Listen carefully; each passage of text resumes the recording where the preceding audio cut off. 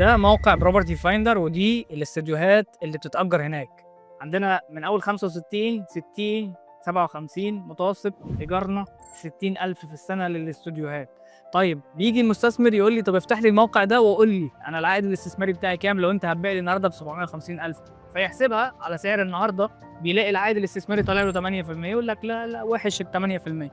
طيب ما تنساش الاستوديو اللي بيتأجر النهارده ب 60,000 ده كان من زمان من سنتين كان صاحبه شاريه ب 500,000، فلما تحسب العائد الاستثماري على السعر الأصلي اللي المستثمر اشترى بيه يطلع لك العائد الاستثماري بتاعه 12%، ودي المعادلة الصحيحة اللي الناس ما تاخدش بالها منها. طيب نيجي بقى 750، انت لما تيجي تأجر ابو 750 ده بعد سنتين لما تستلمه، وخد بالك ان انت في خطة دفع 70 خلال الانشاء و30 بعد الاستلام على 3 سنوات، فبالتالي انت عمليا هتكون دافع من ثمن حوالي 570,000 درهم. فتيجي لما تأجره يطلع معاك عائد استثماري حوالي من 10 ل 12%، وده رقم كويس جدا جدا في منطقة دبي لاند، وغير الكابيتال ابريشيشن اللي بيحصل لأن البنية التحتية بتاعت منطقة دبي لاند قاعدة بتتطور يوم بعد يوم. فلو عايز فرص استثمارية تحقق لك عوائد كويسة واصل معانا.